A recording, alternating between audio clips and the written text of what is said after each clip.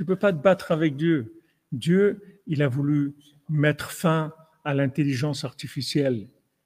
Aujourd'hui, Dieu va mettre fin à l'intelligence artificielle. Parce que les gens, ils vont arriver à être dépassés complètement par la logique, par la compréhension, par tout. Tout, les gens, ils vont être dépassés complètement. Complètement.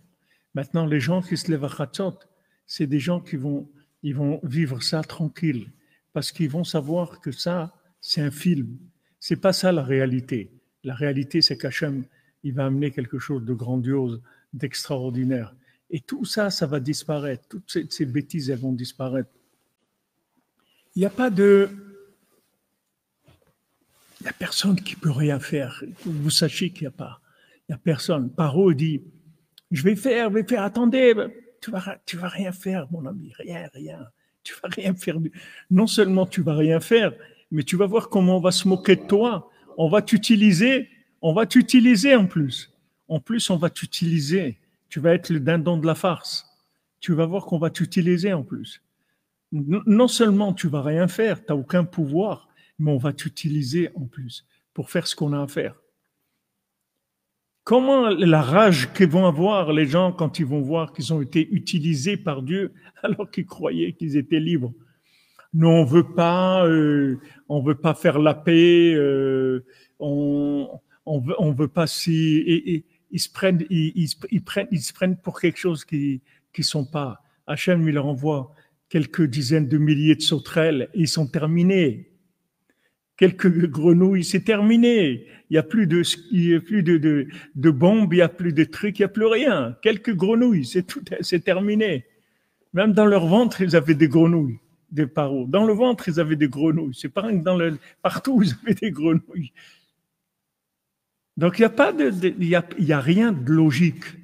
Il faut sortir de ça. Il faut rentrer dans les tikkunim des tzadikim, Baruch Hashem, Laïd Bodedou, Tratzot, les psaumes, comme Rabbeinu dit, les Mashiach, il va venir avec des gens simples qui font des psaumes, des cordonniers qui font des psaumes. David Ameller, les psaumes de David Ameller, et tout, des psaumes de l'Aïd Bodedou, du Tikkun Chatzot, de l'écouter Tfilot, du Tikkun Aklali. Et notre ami Aaron, là, qui est au Kotel, je ne sais pas si je vous l'ai dit cet après-midi, il m'a envoyé un message, il m'a dit, les gens, ils sont très impressionnés. Des gens qui passent, qui voient le téléphone, ils regardent et disent, ah, c'est Ouman, c'est quoi? Ah, vous faites, mais c'est extraordinaire. Les gens, ils sont impressionnés de ça. Ils sont impressionnés de ça. Maintenant, c'est possible que ça va se développer, qu'après, ils vont mettre un grand écran au Kotel où ils vont voir Ouman et que les gens, ils vont faire, au lieu qu'on soit 50 comme on est, on sera 50 000 ou 500 000. Les choses vont avancer. Mais c'est là où ça se trouve. Ne perdez pas votre temps à essayer de réfléchir logiquement et politiquement et comment tel pays va réagir ou tel pays va pas réagir ou ils vont faire ça. Ils vont rien faire du tout. Ils peuvent rien faire. Ils sont complètement manipulés par Dieu. Ils peuvent rien faire du tout. La seule chose qu'ils peuvent faire, c'est qu'ils ont choisi d'être des gens mauvais. C'est tout. Donc, comme ils sont mauvais, ils sont choisis pour faire des choses qui sont des choses méchantes et dégoûtantes et horribles. C'est tout. Mais c'est des gens mauvais. C'est des gens qui ont choisi d'être mauvais. Ils pourraient être bons, mais ils ont choisi de jouer ce rôle-là. Comme Paro, il a choisi ça. OK. Tu as choisi ça? Oui, OK. Pas de problème. Tu as choisi d'empêcher les bénis Israël de sortir. Tu as choisi de rendre les bénis Israël esclaves.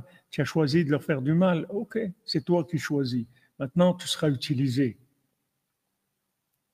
Tu seras utilisé. Tu ne vas pas faire ce que tu veux. Tu vas voir après que tu n'as rien fait de ce que tu voulais du tout. Que tu as été complètement manipulé par Dieu.